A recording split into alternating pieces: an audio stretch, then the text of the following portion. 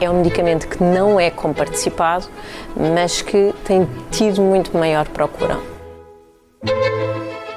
Viva! Está com o Expresso da Manhã. Eu sou o Paulo Baldaia.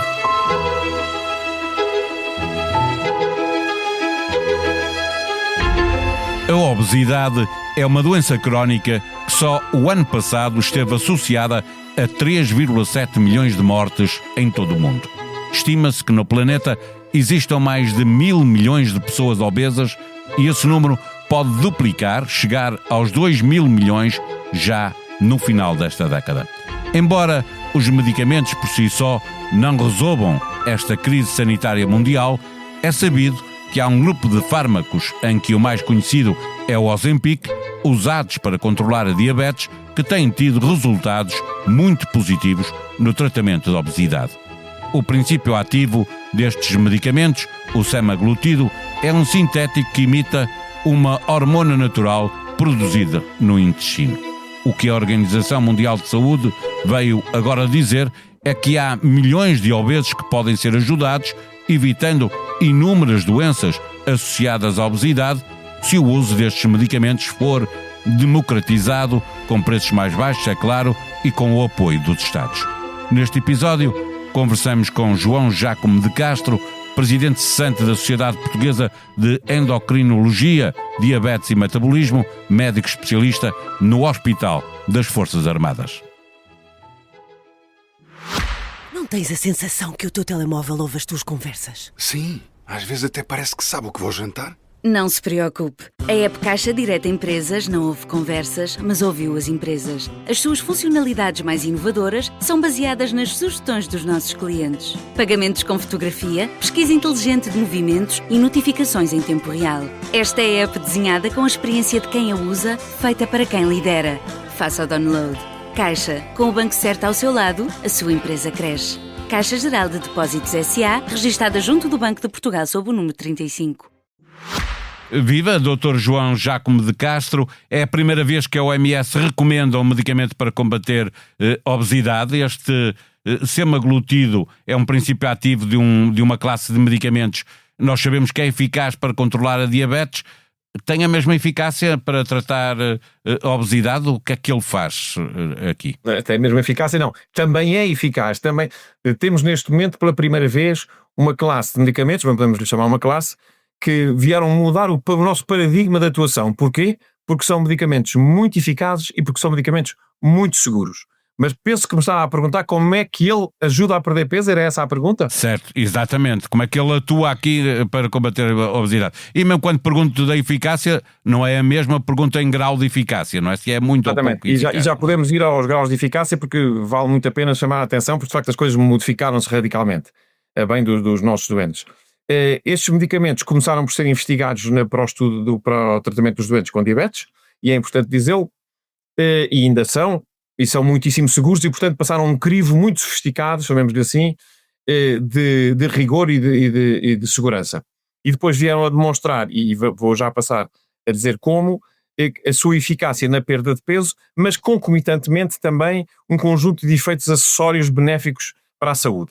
Ora bem, eles na diabetes também atuam melhorando, nas pessoas que têm o açúcar elevado, melhorando a produção de insulina, mas para fazer perder peso são basicamente duas as ações, isso em termos um bocadinho simplistas, porventura demasiado simplistas, que fazem com que os doentes percam peso. A linha A, eles vão atuar nos centros do apetite, na base do cérebro, e vão inibir o apetite. A linha B, eles vão atuar no estômago, atrasando o esvaziamento gástrico, e via desse atraso vão enviar estímulos para os centros da saciedade, estimulando a saciedade. E poderá o Paulo perguntar, mas afinal isso diminuir o apetite, aumentar a saciedade não é a mesma coisa? Não é bem a mesma coisa, se bem que às vezes se possa confundir no senso comum. Diminuir o apetite é nós irmos os dois, gostamos de bolos, vamos de braço dado a conversar, ou braço dado ou sem braço dado, a conversar. Na rua, passamos por uma pastelaria, uma montra fantástica e apetece-nos entrar. Se tivermos menos apetite, apetece-nos menos entrar. Vamos jantar convidados por uma pessoa que nos leva a um bom restaurante, nos põe aquelas entradinhas todas na mesa, as empadinhas, o presunto, por aí fora, as azeitonas, e nós resistimos bem, não nos apetece começar a picar. Vamos a um casamento, a uma festa, neste caso pode ser do Expresso ou da SIC, e que deve ter coisas ótimas em cima da mesa, e nós estamos ali, conversamos com os amigos e não temos aquela vontade de comer. Isso é diminuir o apetite. Aumentar a saciedade é diferente, é sentar-nos os dois à mesa, porem-nos à frente uma coisa de que gostamos e nós comermos, tirarmos partido, só que em vez de comermos uma perdiz estofada, um prato inteiro cheio de batatas fritas e mais feijão verde salteado, comemos um bocadinho. Em vez de bebermos 3 copos de vinho, bebemos um e ficamos contentes. Portanto, é essa dualidade de diminuir o apetite e aumentar a saciedade que veio trazer esta inovação. E depois associou-se a isso a constatação de que a potência terapêutica, o número de quilos perdidos, eu penso que há bocadinho o Paulo Baldaia estava a entrar por aí, é muito grande. Ou seja, o que é que estes medicamentos nos fazem perder? Em termos populacionais, e as pessoas, eu penso que os jornalistas gostam de números e a população também, os médicos hoje em dia. É mais fácil de perceber as coisas, não é? A matemática é importante por isso. Estava a dar o exemplo do semaglutide. O semaglutide, por exemplo, nos estudos na dose que neste momento temos disponível em Portugal, tem perdas médias de peso à volta dos 16%. E nas doses que virão para Portugal no próximo ano, estima-se, tem perdas de peso à volta de 20%. Temos também o tirzepatide, que é um agonista duplo, que é primo do semaglutide, chamamos-lhe assim, que vai nas suas doses máximas até perdas à volta dos 22%. Agora, para além desta perda em termos absolutos, ou seja, estudamos 100 pessoas e nessas 100 pessoas a perda média de peso é de 20%. Portanto, uma pessoa que pesava 100 kg passa a pesar 80. Mas depois há uma outra perspectiva que é muito interessante de analisar, que é por setores. Imagina um gráfico de barras e vemos assim, quantas pessoas perdem mais de 10%? Quantas pessoas perdem mais de 15%? Quantas pessoas perdem mais de 20%, 25% por aí fora?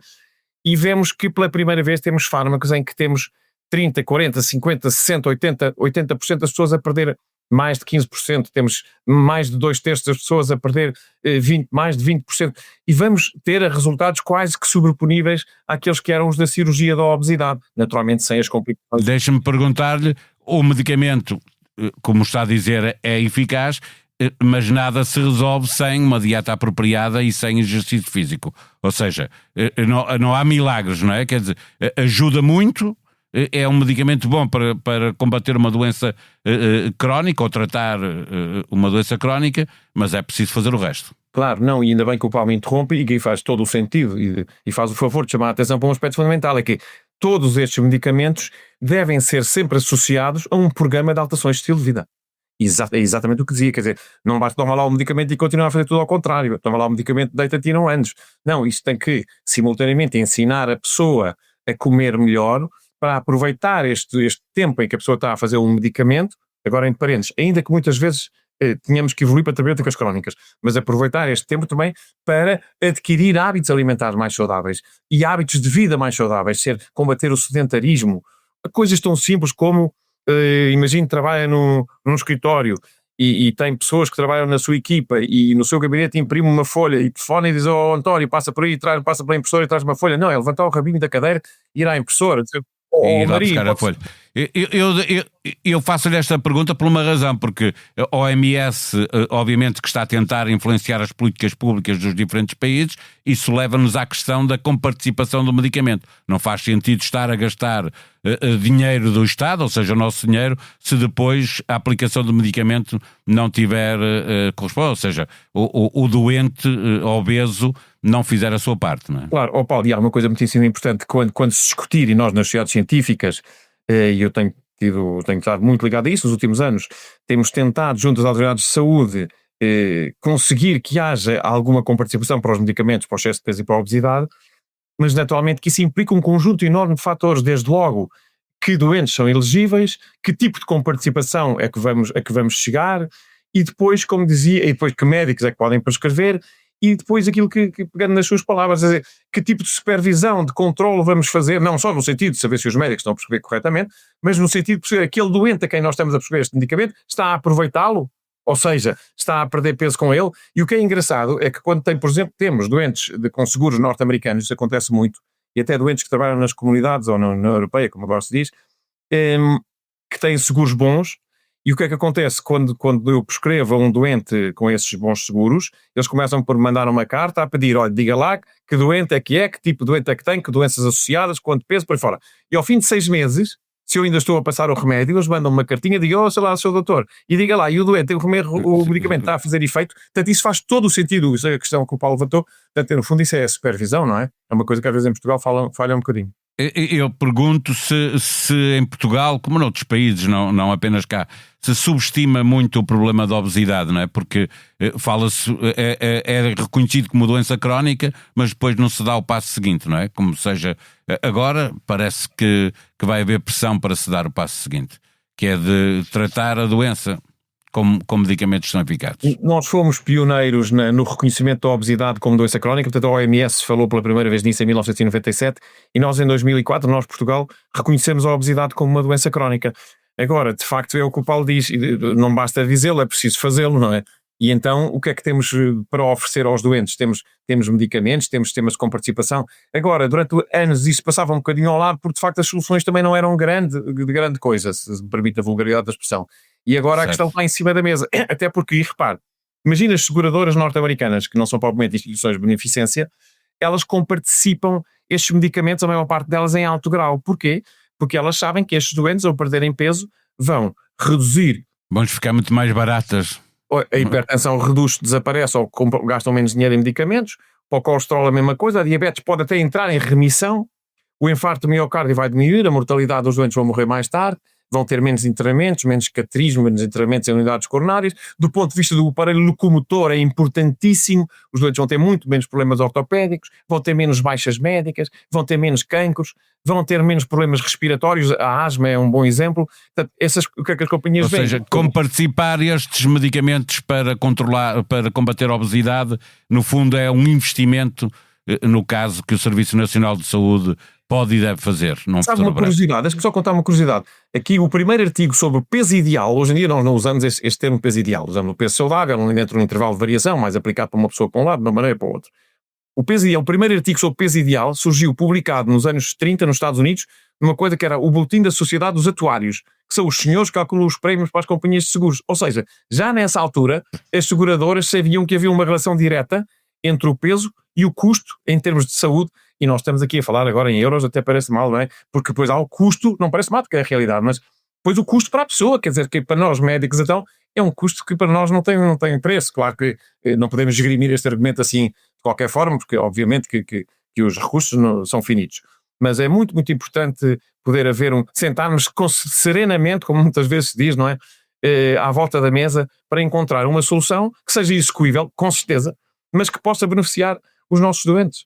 Na esperança de que esta diretriz da OMS faça mudar as coisas em vários países e também em Portugal, para fecharmos a nossa conversa, pergunto-lhe se está otimista quanto à capacidade da indústria farmacêutica produzir em grande escala, porque hoje já temos um problema, a procura é maior que a oferta, não é? Esse, de resto, era um dos problemas que vem sublinhado no documento da OMS, não é? Que é o problema que neste momento a indústria farmacêutica diz ele, se todas as pessoas com excesso de peso e obesidade no mundo quisessem tomar isto, ou para ter uma ideia, nós em Portugal, acima dos 20 anos, temos mais de 50% da população. Entre os 18 e os 74 temos 62% ou 63% de pessoas com excesso de peso ou obesidade. Acho que neste momento a indústria farmacêutica não está preparada para isso, mas imaginam a guerra, um esforço de guerra, mas poderá canalizar nesse sentido toda uma cadeia logística. Haja a oportunidade de o fazer. E depois naturalmente que também no documento vem levantado o problema depois da perda de patentes e dos genéricos, também é uma coisa que nós depois temos alguma esperança que isso aconteça quando os medicamentos começarem a ser mais baratos, torna mais fácil. Sim, também. Na Índia e na China no próximo ano a patente deixa de ter efeito já. Só aí são dois países enormes. Portanto, todo esse conjunto de coisas deve ser analisado, lá está, Paulo, com a tal serenidade e bom senso tanto gostaríamos de ver e que às vezes nos vai faltando.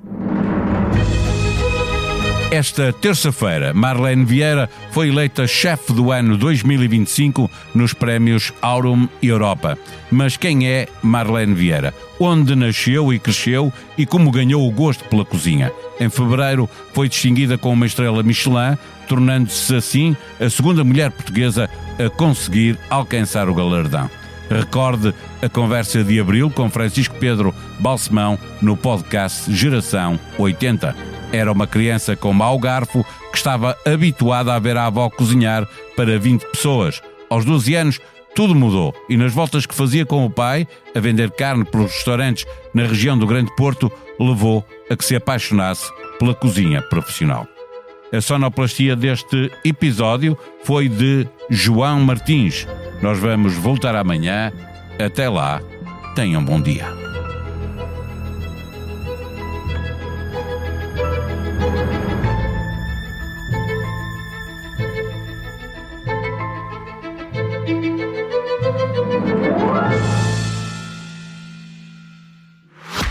Não tens a sensação que o teu telemóvel ouve as tuas conversas? Sim, às vezes até parece que sabe o que vou jantar. Não se preocupe. A app Caixa Direta Empresas não ouve conversas, mas ouviu as empresas. As suas funcionalidades mais inovadoras são baseadas nas sugestões dos nossos clientes. Pagamentos com fotografia, pesquisa inteligente de movimentos e notificações em tempo real. Esta é a app desenhada com a experiência de quem a usa, feita para quem lidera. Faça o download. Caixa, com o banco certo ao seu lado, a sua empresa cresce. Caixa Geral de Depósitos S.A., registada junto do Banco de Portugal sob o número 35.